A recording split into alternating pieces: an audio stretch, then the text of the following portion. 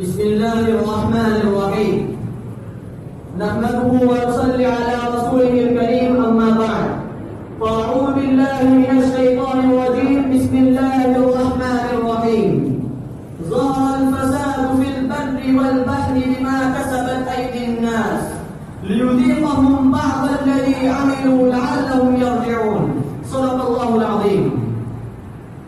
આજની સભાના માનનીય પ્રમુખ સાહેબ, શિક્ષકગણો, મોગેરા મહેમાનો તેમજ મારા વહાલા મિત્રો, આજના આ બરકતમંદ પ્રસંગે આપ સમક્ષ મુસલમાનોની પડતીનું મૂળ કારણના વિષય પર બે વાતો કહેવાની તક પ્રાપ્ત કરી રહ્યો છું।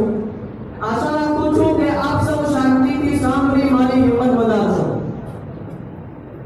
આજકાલ સામાન્ય રીતે દરેકના મુખે એક પ્રશ્ન આપણને સાંભળવા મળે છે કે મુસલમાન દરેક રીતે પછાત થઈ રહ્યો છે, તેનું પતન થઈ રહ્યું છે, તો આવી સ્થિતિમાં આપણે શું કરવું જોઈએ?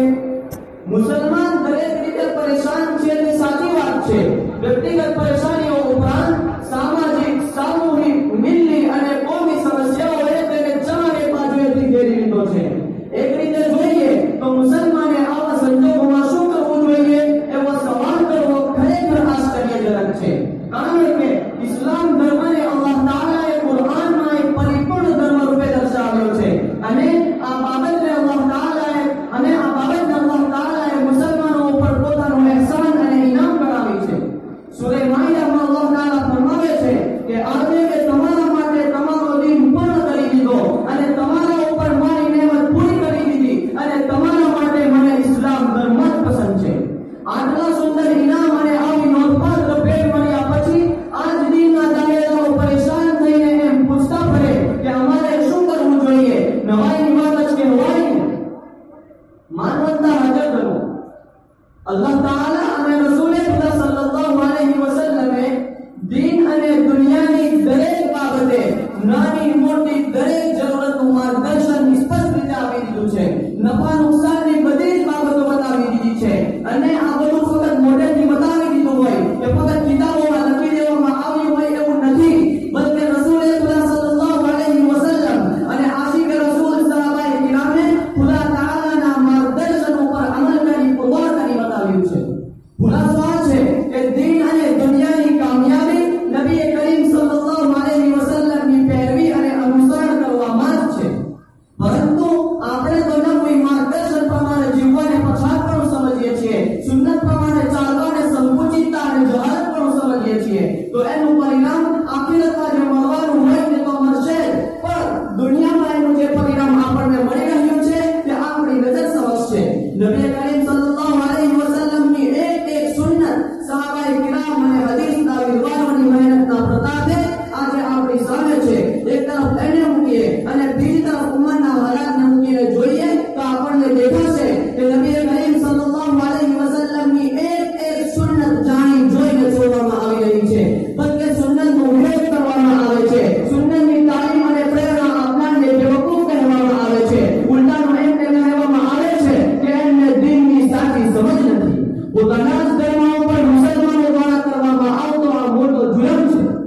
આવી સ્થિતિમાં આપણને શું હક છે કે પરેશાની અને મુસીબતોની શિકાયત કરીએ, તકરીરો અને કિતાબોમાં મુસલમાનોની બરબાદીના રોદરા કરીએ? કહેવાય છે કે હાથના કર્યા બીજે વાગે જ ને।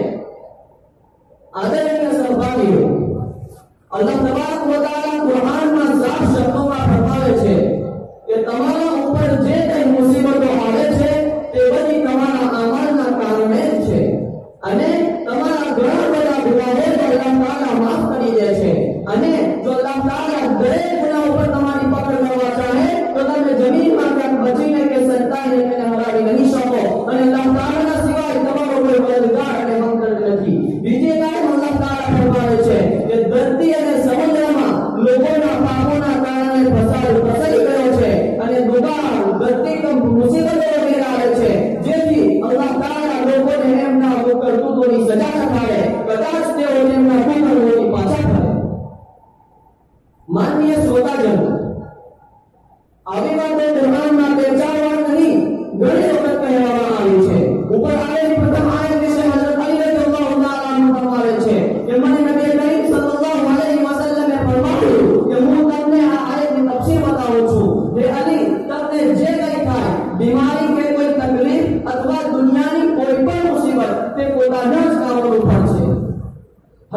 ઇમરાન બિન હુસૈન રઝિયલ્લાહુ તાઆલા અન્હુને કોઈ તકલીફ હતી, લોકો એમની યાદ માટે આવ્યા અને અફસોસ કરવા લાગ્યા, તો એ કહેવા લાગ્યા કે એમાં અફસોસની શી વાત છે, જરૂર કોઈ ગુનાહના કારણે આ તકલીફ આવી છે. હજરત અસ્મા રઝિયલ્લાહુ તાઆલા ના માથામાં દુખાવો પડ્યો તો માથે હાથ મૂકી કહેવા લાગ્યા કે આ મારા ગુનાહોના કારણે છે. માનનીય હાજરજનો, એક હદીસ શરીફમાં ઇરશાદ છે કે જે જમાતમાં કોઈ નાજાયઝ કામ થતું હોય અને તે જમાત તેને રોકવાની શક્તિ હોવા છતાં રોકે નહીં, તો મરતા પહેલા અલ્લાહ તબારક વ તઆલા તે જમાતને કોઈ અજાબમાં સપડાવી દેશે. છેવટે હું આટલું જ કહીશ કે જો આપણે આપણા ઉપર આવેલી મુસીબતો અને પરેશાનીઓને દૂર કરવી હોય તો જરૂરી છે કે આપણે ગુનાહોથી બચીને નબવી માર્ગદર્શન પ્રમાણે જિંદગી જીવીએ અને સુન્નતોના ઉપર અમલ કરીએ. દુઆ છે કે અલ્લાહ તબારક વ તઆલા નબવી માર્ગદર્શન પ્રમાણે જીવવાની તૌફીક આપે. આમીન. વ આખિરુ દઅવાના અલહમ્દુલિલ્લાહી રબ્બિલ આલમીન.